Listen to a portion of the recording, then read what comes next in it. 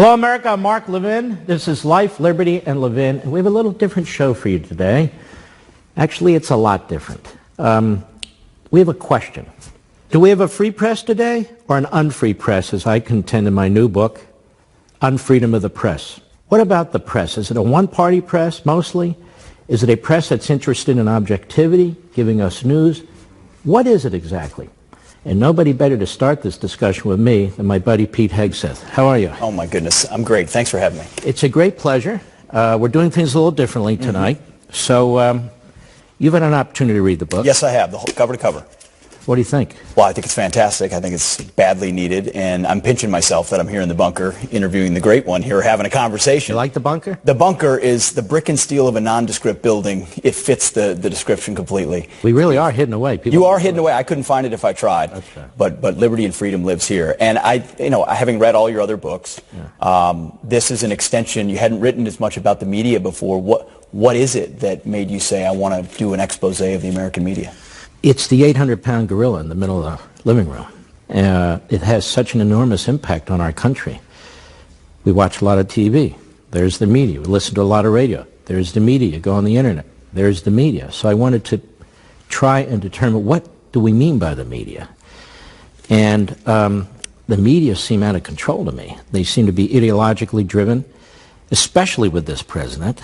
And so I wanted to try and get to the bottom of this, also look at the history of the press in America. You know, we look at the Constitution, and many of the same people who abuse, quote-unquote, freedom of the press point to the First Amendment.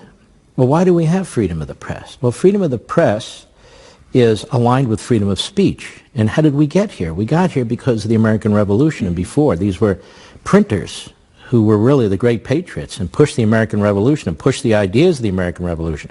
Printers who were printing pamphlets and maybe 24 newspapers in the lead up to the Revolution. And they were talking about people like John Locke and Montesquieu and others, and colonists, farmers and others, blacksmiths.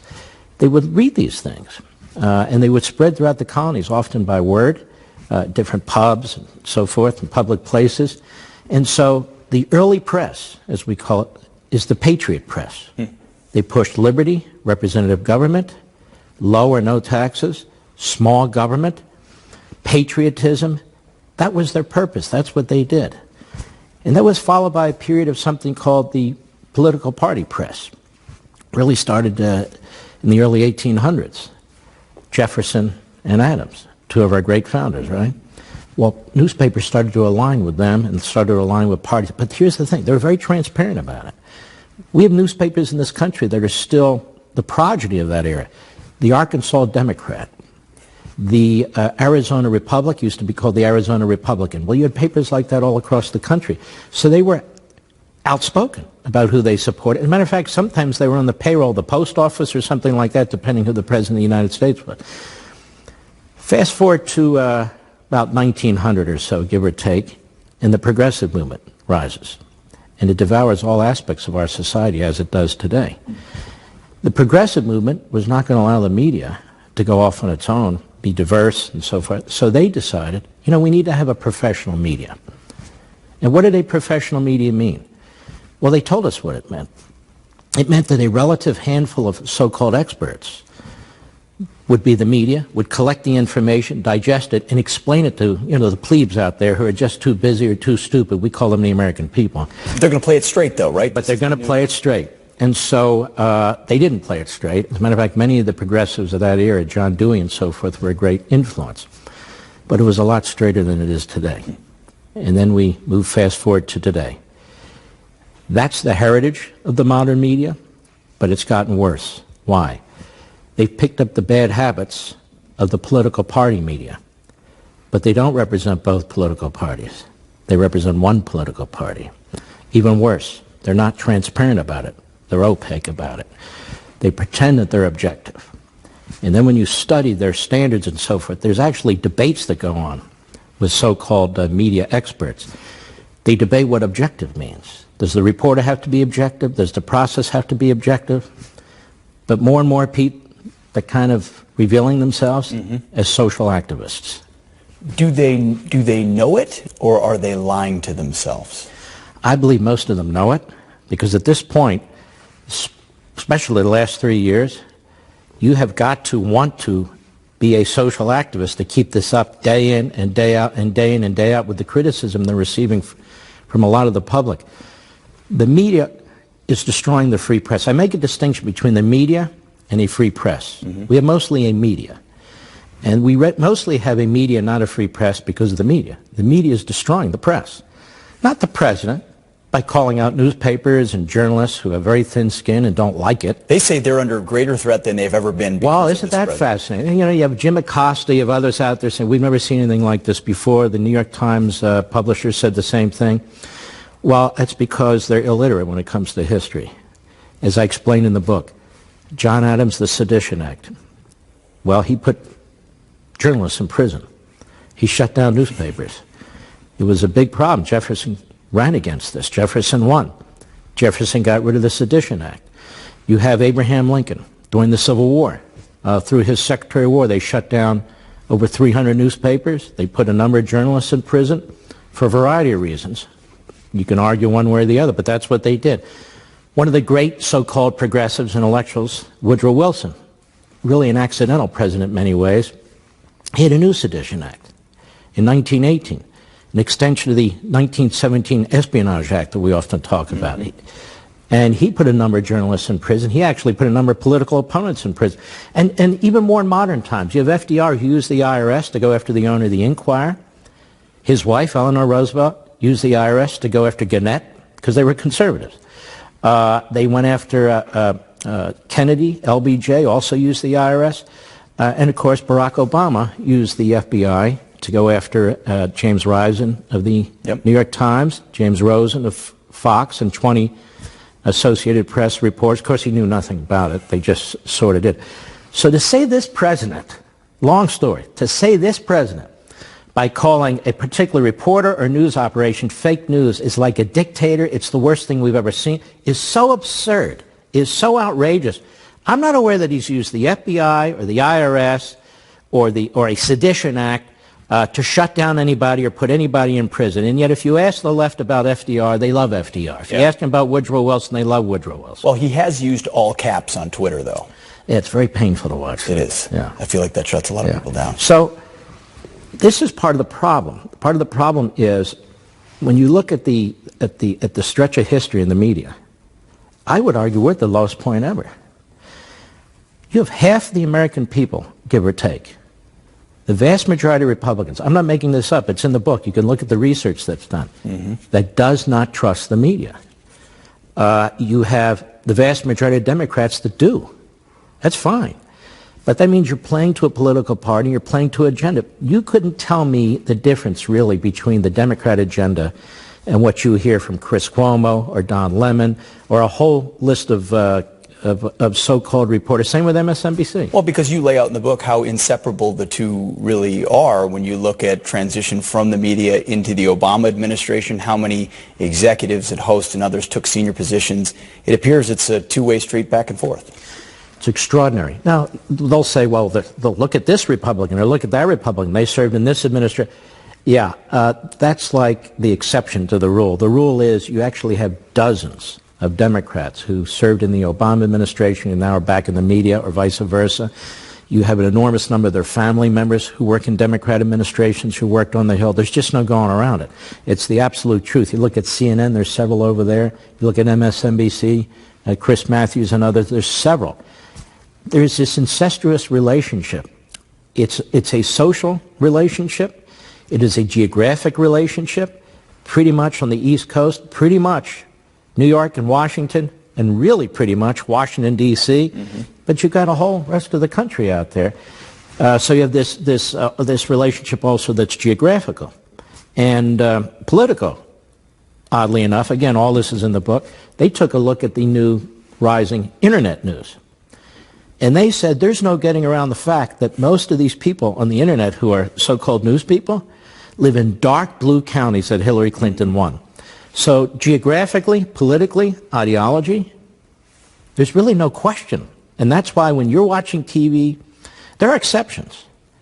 But when you're watching TV and you're seeing something and it doesn't seem right, it seems very liberal, or this, it is. You know, the Shorenstein Center did a study.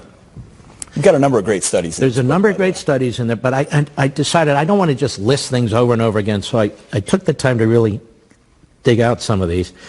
It's a Harvard organization. They looked at the first 100 days of the Trump presidency. Yep. And they found that CNN and NBC were negative 90% of the time.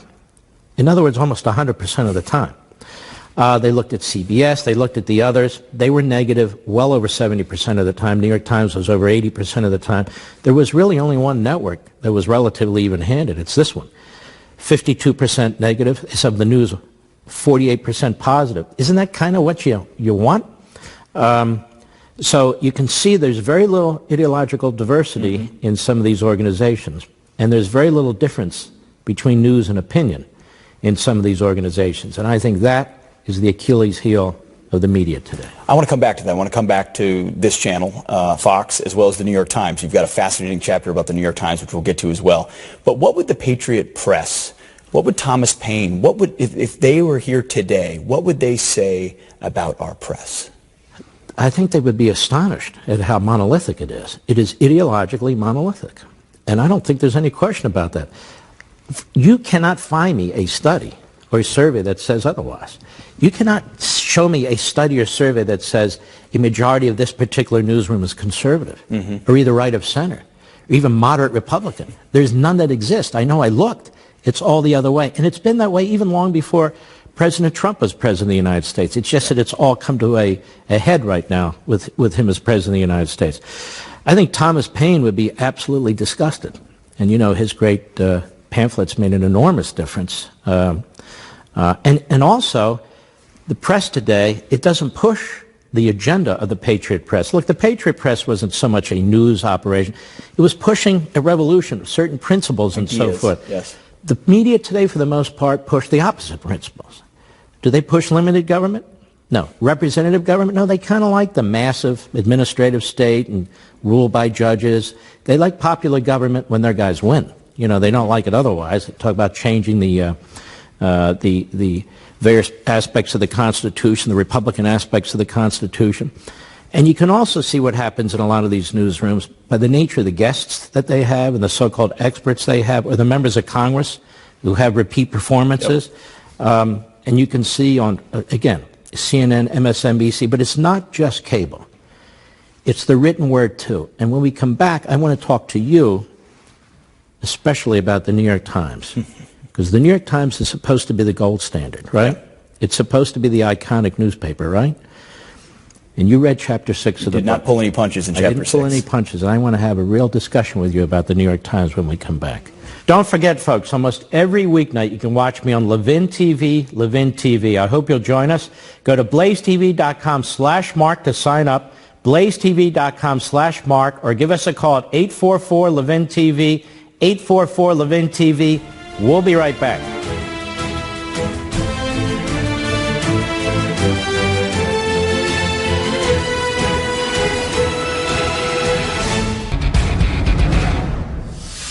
Welcome back. The subject tonight is Unfreedom of the Press. And that's the title of my new book that comes out Tuesday. Pete Hegseth, yes, my sir. brother. We left it with the New York Times. We left it at the New York Times, and it was probably the most fascinating chapter of this book. You know, the president today calls it the failing New York Times. And what you laid out is one of the biggest failures in journalistic history. And the Times sort of pioneered the idea of unbiased journalism, at least attempting to do so. Yet, when it came to the Holocaust, when it came to World War II, they were worse than bad. Why? You know, Pete, it's shocking. And what's also shocking is how most Americans don't know about this. The rest of the media pretty much covers it up. Everybody keeps quoting the New York Times, New York Times. Tell me, how many businesses would still be around if they did their very, very best to censor what took place in the Holocaust? I don't think a lot of them would be around. Active censorship of the Holocaust. Real time. The New York Times, and many scholars, I cite three in particular who've written outstanding books.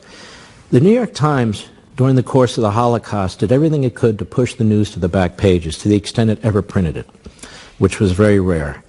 The New York Times knew a lot of what was going on in Europe at the time, the attempt to exterminate all the European Jews. There were eyewitnesses to this. There were foreign news reports.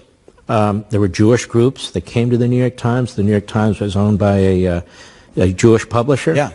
But he didn't want his newspaper to be pigeonholed as a Jewish newspaper. And he very much was supportive of the New Deal and FDR didn't want to really focus that much on the Holocaust. And so what they did was worse than push it to the back pages. The American people really didn't know much about the Holocaust until about 1944. Hence American involvement lagged behind as well. That's correct. And millions of people in Europe who were being killed. You would expect the New York Times to at least point that out. They had front page stories in the New York Times of events where hundreds of people were killed, not involving Jews. And they had other kinds of events. You know, people might say, well, they were focused on the war. But the whole New York Times was not focused on the war. They did a lot of reporting on the war, but they did a lot of reporting on other things. Local things going on in New York City, other things going on in our country and so forth. But the Holocaust was given short shrift. Now, I want you to think about this. You're the paper record, right? Yep. You are all the news that's fit to print. You have more journalistic resources, not just in the United States, all over the world, and particularly Europe, than any other American newspaper. And you effectively cover up the Holocaust. It's an outrage, and it's even worse than that. About 10 years earlier, they had a reporter there, a correspondent in Moscow. His name was Walter Duranty, and he'd been there 10, 12 years, and he was the senior correspondent of all American correspondents, and he was there during the height, the strength of Stalin.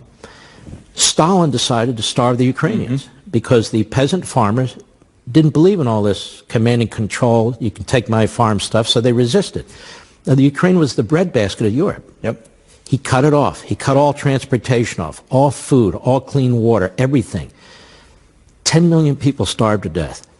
A few reporters from Britain got in there, from the Manchester Guardian, and they started reporting on this. They saw cannibalism. They saw the most horrific things you can imagine. There's a story where Solzhenitsyn's in a gulag, and they hear at night Ukrainians trying to get into the gulag because they're literally... There's food in the gulag. And there's nothing for them in Ukraine.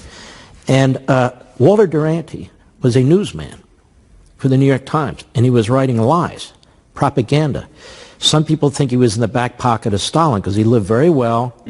He would be transported with these black sedans, and you could only do that really if Stalin knew about it at the time. How does the newspaper of record, the New York Times, recover their reputation, if they ever did, or be seen as reputable when you miss and or cover up the biggest story of a century? And by the way, they got a Pulitzer for that. Yes. Duranty did, and they won't give it back. I don't know. Is it your buddies covering up for you? Is it elites patting the backs of elites? Why does that not change? I mean, people go out of business in the private sector when they miss something that big, but not the New York Times. And yet people come out of journalism school, they all want to work for the New York Times. In all these other newsrooms, they have New York Times. It's the guide star for all the news that takes place. And I thought it was crucially important to put that in the book so people understand that these reporters are of flesh and blood, and they have biases. And you can never say, certainly since what took place the last century, and it wasn't just the New York Times, it was the Washington Post at the time with respect to the Holocaust also downplayed it. Almost every newspaper in the country downplayed it. The owner of the New York Times, Sulzberger, opposed the idea of a Jewish state in Israel. He didn't much like the Jewish organizations in New York that were lobbying him, begging him to do some stories about what was taking place. All these things were going on, and I want the American people to understand, they still go on. They still go on. You have Jeff Zucker at CNN. Look what CNN has done with these phony collusion Russia issues. That's immediately what comes to mind to me when you talk about missing the biggest story. Yes, we have exactly. a contemporary example right here. It has been so outrageous, yet he praises his reporters. You say it's the golden age of journalism. It's the golden age of journalism. It's the yellow age of journalism. It's the lowest point of journalism. What I'd like to do with you, and get your comments on this too, and again, all this is in the book, I want to talk about Russia collusion, a great modern fail of the American media, and the basis for that. We'll be right back.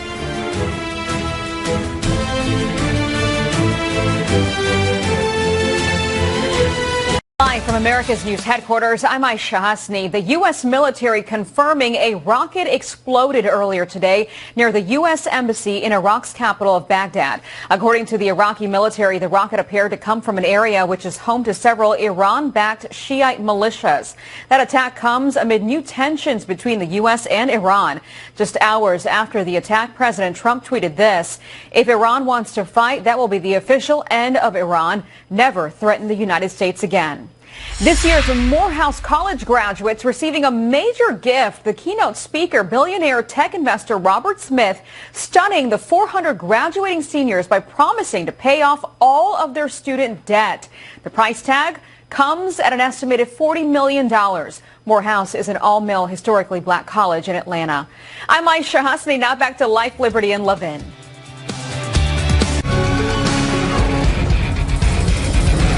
Pete Hegseth, in the book I talk a lot about collusion. Yes. What about collusion? And the role of the press. It brought to mind for me a time about 2 years ago, March 6, 2007, when you appeared on our weekend show of Fox and Friends.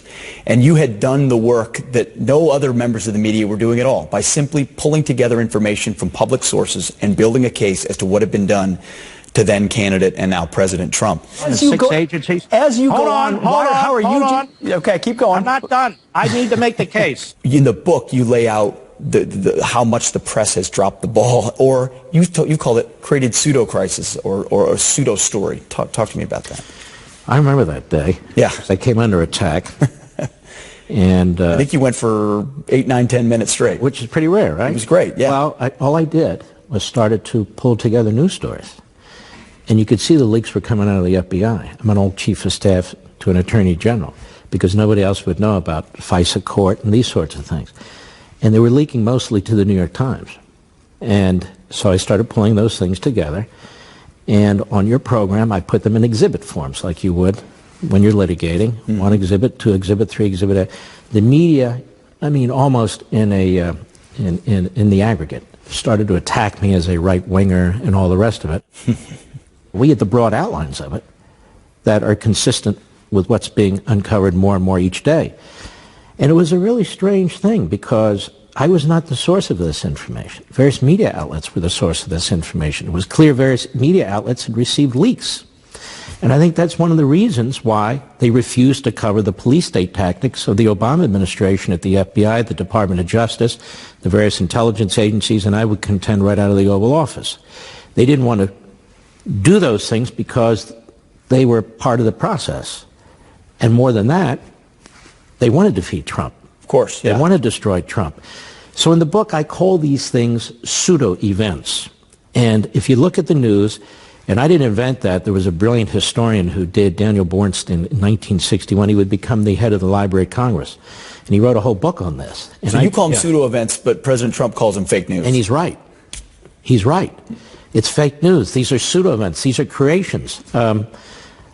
For instance, the New York Times ran this op-ed called Anonymous. It became news for a week. The real news was who wrote it. Yeah. And they wouldn't tell us. Well, why is that the real news? So you and I and 300 million other Americans could know who is behind the effort to sabotage the president from within. That was the big news, but the New York Times wouldn't tell us. So they run a wholly anonymous op-ed that becomes news. That's pseudo-news. Mm-hmm. When Jim Acosta disrupts a press conference or makes outrageous allegations, he knows what he's doing. He's creating fake news, pseudo-events. And then all of a sudden, pseudo-events become daily, reports on the news. Mm-hmm. And so what Bornstein says, and what I write in the book too, is so much of what we see on TV or listen to on the radio is non-reality. It's non-reality. It's not what's going on in the world. Is there, by the way, folks need to Google March 6, 2017 on Fox and Friends with Mark Levin, because you laid out the case that is devastatingly accurate to this day. But speaking of this day, would any reporter at any of the places you mentioned have the ability to actually do the work, follow through, and report on it in a meaningful way inside these newsrooms? Or is it complete groupthink, get in line, or you're out of here? That is a great point. I don't think they would. There's two reasons for it. You do not have ideological diversity in these newsrooms.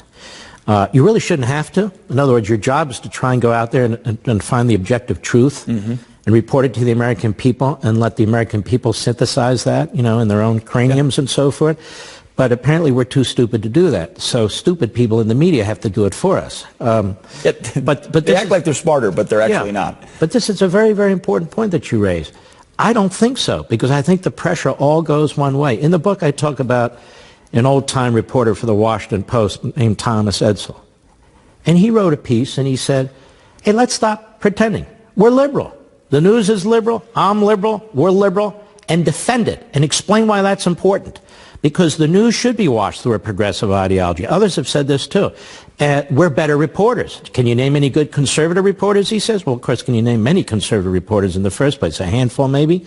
So he says that's good, and we need to have the news washed through the progressive agenda. And that's the point. Why is that? Okay, why are newsrooms overwhelmingly left-wing? I mean, what is it about that profession that draws, or is the pipeline now so controlled by liberals that they're producing more liberals? It reminds me of what goes on in colleges and universities, faculty hiring faculty. It becomes almost an ideological inbred situation. They go to the same schools to hire people. They want people who largely agree with them. They don't really want minority views or independent thinkers in the newsroom. You know how TV, Fox or my show or whatever, we put together these montages where they say the same thing. It doesn't matter who it is. It doesn't matter what the newsroom is. Well, how is that possible? They use the same words. Last week it was constitutional crisis. You could put together 20 sound bites from 5 different news organizations, and they say exactly the same thing. Before that, it was obstruction of justice. Before that, for 2 years, it was collusion. Before that, it was the President of the United States is mentally unhinged. Before that, it was Stormy Daniels, day in and day out. You can change the channel, and you see the same thing. You don't even really have to change the channel. There's a number of reasons for this. Number one, as I say, there is an incestuous hiring situation. Number two, you have a whole lot of Democrats who are now in the media and vice versa. And number three, even if you didn't, for 100 years this has been building since the progressive movement all the way into to our current day. But it's gotten worse today because they don't even really pursue objectivity. You know, in the halls of journalism, I'll call it, where the people figure out... Those are scary halls. They're scary halls, and they're very thin. They argue over what their standards should be. And they argue over this word objectivity, or this phrase objective truth, and they debate over what it means. Most people say, you know, you see the news, report the news, and leave it to us to decide.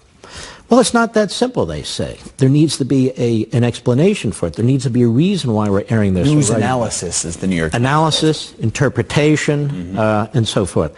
And so this is why you have now this horrific problem of news and opinion combined. You know, this network, Fox, we do a better job of segregating news and opinion, I would argue, than really certainly any cable program. Better than the New York Times, better than the Washington Post. We know who the news people here are. We know who the opinion people here are. But you can't really tell over at MSNBC what's what and who's who, and same with CNN, and really in the pages of the New York Times. Don't you think people are sick of that, of being lied to and told, I'm an independent journalist, and they appreciate folks that stand up and say, I'm a conservative or I'm a liberal, this is where I'm coming from. Are we moving away from that era of independent journalism back to, hey, here's who I am and here's what I represent? Right after the break, I'm going to answer your question. Okay, good. We'll be right back. Liberals, this is who we are, this is who we should be, and this is how we ought to explain the news, because, you know, that's a good thing. And then others who seek to continue to conceal that ideology, same ideology pretty much, and then pretend that they are pushing news, pure news, objective news. The president and the rest of us know otherwise. Half the country knows otherwise. You look at the Washington Post. The Washington Post was dead a couple of years ago. It was going broke. Bezos of Amazon came in and bought it and saved it for $250 million. I remember when I was younger, it was worth $2 or $3 billion. Nobody would invest in it. The New York Times was going broke. A billionaire, a telecommunications billionaire out of Mexico, bought 20% or so of the New York Times to save it. You have other institutions. So is that a product of newspapers, or is that a product of, you think, the bias that they've been exposed for, or a combination thereof? Probably both, but particularly the bias.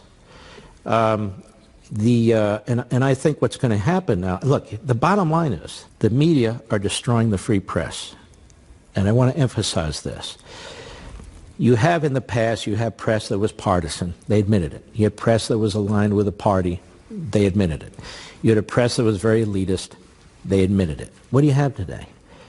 You have a party press, a Democrat party press that is pushing pretty much, they are monopolistic in their ideology. Mm-hmm. They are very aggressive in pushing their social activism. They're actually pushing social activism and then reporting on their own social activism, which is extraordinarily dangerous. And they've lost the respect of millions and millions of Americans. Tell me, how many businesses can survive when you've lost the respect of millions and millions of Americans? You claim to be accurate in what you're doing, but you're not producing a lot of news. You're producing a combination of news and opinion. Mm-hmm. When you're advancing a political ideology and agenda, and nowadays, when you're spending most of your time trying to destroy a duly elected president of the United States because he doesn't represent your ideology or your party, and you've been trying to destroy him since before he was elected president of the United States and right up to the day. People see this. Have they created the thing they then hate the most? Because when you listen to the pundits and the news types at other networks talk about it, they always point to talk radio. Guys like you, the great one, saying, you're the one that's destroying the public conversation because of your irresponsible rhetoric on the airways, or point to Fox News Channel in prime time. What will they then try to do to shut that next thing up? I'll tell you why they do this. They do this, and by the way, they do this exactly the same thing Democrats in Congress do. They react exactly, which knee-jerk. They ought to be listening to talk radio if they were serious. We have people calling in from all over the country. They ought to be listening to Fox. You're 52-48%, according to the Shorenstein Center. And this is the problem. Uniformity of ideology, conformity of approach to the news, they are very intolerant. And that's the problem with an ideologically driven business model. And you have a business model that turns off millions and millions of people. And that's why you have all these other new media platforms being developed, because you have new technologies that allow them. And we'll have other technologies in the future. And if the media doesn't start to reform itself, and this is one of the things I want to talk about. I don't expect the media to listen to me, but the media belong to the American people. The First Amendment, freedom of the press, belongs to the American people. If we have a state, basically a state-run media that supports the administrative state and left-wing judges. It's effectively what we have right now. Effectively what we have now, it weakens the republic. Mm-hmm. That's why we need these alternatives that need to be developed. And that's why we need to speak out more, not just take it. Not just take it every day. This stuff's coming through the monitor. It's coming through the radio. It's everywhere. It's the same thing all the time, same agenda all the time. They need to understand they're destroying themselves. We, in many ways, want them to go away, and we want to be replaced with truly free press. And a patriotic press, too, which it feels like. It would be nice from time to time if they advanced the cause of the republic. When's the last time you heard most of these anchors talk about liberty, individualism, private property rights? These are the things that generated motivated the revolution in the first place, as opposed to single-payer health care, or health care for illegal aliens, or a Green New Deal. What do you think Thomas Paine would say about that? I don't even want to imagine. Ladies and gentlemen, don't forget, most weekdays you can watch me on Levin TV, Levin TV. Go to blazetv.com/Mark, blazetv.com/Mark to sign up. We'd love to have you over there. Or give us a call, 844-LEVIN-TV, 844-LEVIN-TV. We'll be right back. Hello, America. I'm Mark Levin. This is Life, Liberty, and Levin. Great guest again, Attorney General Ken Cuccinelli. Good to be with you. Good to be with you. You were Attorney General of Virginia. You had a big landmark case. You won your Obamacare challenge. Then it got all screwed up in the Supreme Court. You're well known, not just in conservative circles and legal circles. You have a great legal mind. I've known you for a very, very long time, and I thought it was very important to have you here. So I want to thank you to go through. Good to be with you. Well, there's a lot going on, and so we need to work our way through this. All right, let's go back to the report. this report that came out, the Mueller report, 2 sections. One section was legal, no collusion. Right. It's kind of long. No collusion's 2 words last time I checked. Right. So it goes on and on and on. Then there's another section, which is highly political, verbose, and reads completely differently, doesn't it? Yeah, it doesn't read like a prosecutor wrote it. And that's the so-called obstruction section. Right. Now, a couple of questions on this obstruction issue.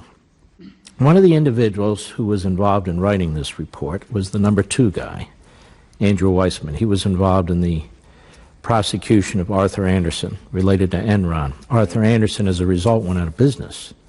80,000 people lost their jobs.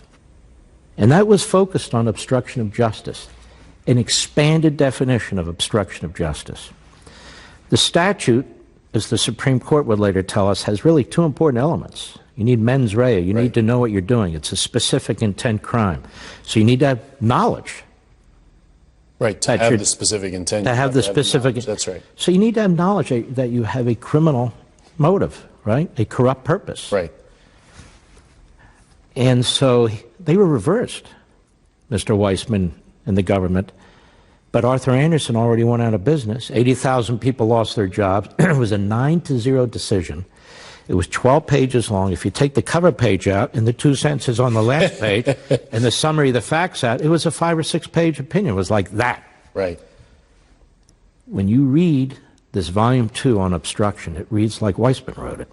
He's expanding. It's definitely got a very expansive view of obstruction. Right. Let me ask you this question. If you're a prosecutor, and Mueller believed, even though the Department of Justice's position was you can't indict a sitting president, he told the Attorney General Barr that's not the reason they didn't bring charges under obstruction. They didn't have an obstruction case, did they? Right. That's right. Because that didn't hold them back, did it? No, it didn't. And it's interesting when you listen to some people in mainstream media, they focus on language in there that talks about the Department of Justice, bipartisan departments of justice who have concluded you can't indict a sitting president.